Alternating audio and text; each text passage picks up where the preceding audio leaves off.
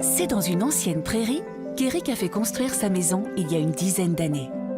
Enfant du pays, il s'est installé où il a grandi, à proximité de membres de sa famille qui habitent le voisinage. Éric enseigne l'anglais dans le secondaire. Mais outre sa passion des langues, il aime l'exotisme.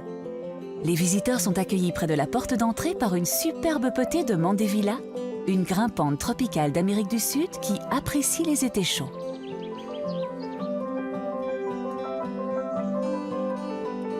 À l'avant de la maison, place au beau feuillage. En automne, le tulipier à la feuille particulière offre un magnifique jaune lumineux. Mais l'arbre prend beaucoup d'ampleur dans ce petit espace. On me fait souvent la réflexion et je sais que je devrais m'en sacrifier. En tout cas, étêter quelques-uns pour ne pas qu'ils se nuisent les uns les autres. J'ai déjà un petit peu commencé à un peu tailler, un peu couper, mais c'est vrai qu'il va falloir faire un choix.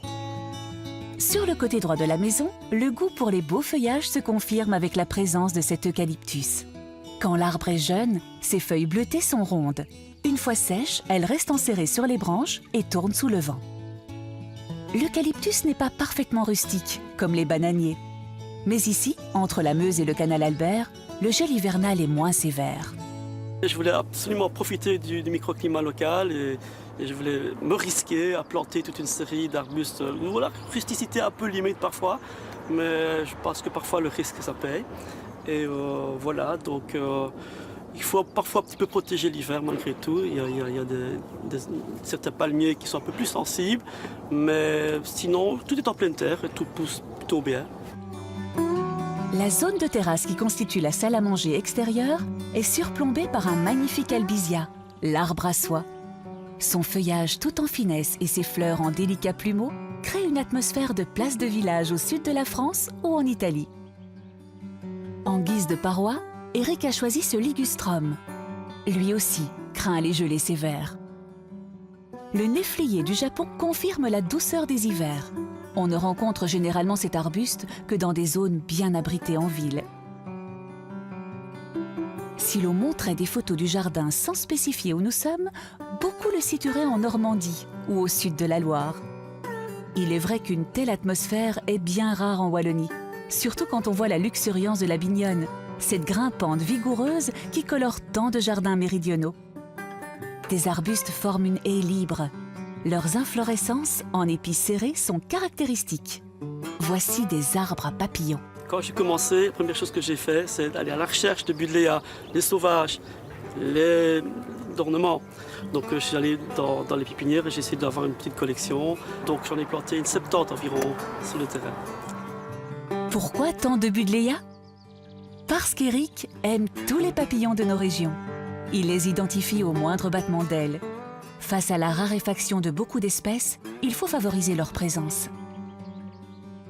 Depuis que je suis gamin, les papillons m'attirent. J'ai toujours conçu mon jardin avec une attention particulière pour les papillons, en essayant d'en avoir un petit peu toute l'année, en mettant aussi parfois certains arbustes qui permettaient le développement des stades inférieurs. Pas avoir peur de se laisser un peu envahir des petits coins plus naturels avec un petit peu d'ortie ou un petit peu de chardon même, ça peut être surprenant, mais ça permet aussi d'avoir ces fleurs volantes que sont les papillons dans nos jardins. Au sein de l'alignement des buddléas, c'est l'arche formée par la Bignonne qui donne accès à la parcelle suivante. Le terrain de 22 arts s'étire en longueur avec maintenant un sentier central et des plantations de part et d'autre. Au début des aménagements, nous étions ici au potager avec ces lignes de légumes. Elles sont maintenant remplacées par des vivaces comme le téléchia. Mellifère, il attire beaucoup d'insectes. Petit à petit, j'étais un peu frustré de ne pas pouvoir intégrer certaines plantes, certains arbustes. Et étant donné que je ne suis pas très bon cuisinier, donc je trouvais que je ne donnais pas assez de rentabilité à mes légumes. Donc je me suis dit, on va tout mettre en ornemental. Cet arbuste au port peu connu porte des fruits recouverts d'un duvet. Mais cette douceur est tout en contraste avec la dureté de la coque à l'intérieur. Des amandes sont récoltées au jardin. Cette année-ci, on a la chance d'avoir énormément d'amandes. C'est une très bonne année pour tous les fruitiers. Au printemps, je pense que sa floraison peut vraiment rivaliser avec tous les plus beaux prunus qu'on peut trouver. Donc rien qu'au niveau floraison, c'est un arbuste, je pense, qui vaut vraiment la peine. Le grand-père d'Éric était arboriculteur fruitier. Dans son jardin, il produisait des abricots délicieux. Éric perpétue la tradition. Il a le bonheur de récolter des fruits mûrs à la saveur incomparable par rapport aux variétés du commerce cueillies trop tôt. Mon premier achat, c'était un abricotier.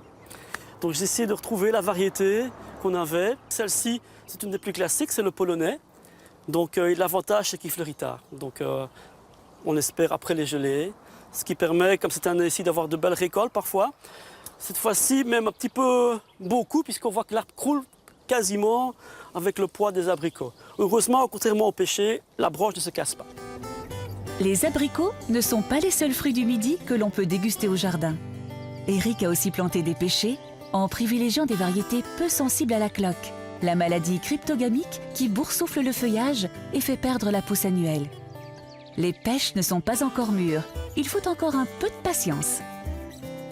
Du côté des figues, la récolte s'annonce également généreuse. Chez Éric, il est aussi possible de faire les vendanges. Toutes ces cueillettes et observations permettent d'évacuer la fatigue nerveuse en rentrant de l'école. C'est vrai que c'est un bonheur, ça nous ressource un petit peu de... Rien que de se balader parfois, pas seulement y mettre la main, mais se balader, voir l'évolution au jour le jour, au fil des saisons, ça nous fait du bien. En 10 ans, en visitant assidûment les pépinières, Éric a complètement aménagé son jardin. Il est maintenant dense de plantes avec beaucoup d'espèces qui profitent du climat local. Mais Éric n'a pas oublié les vivaces, qui n'ont pas leur pareil pour offrir une abondance de couleurs.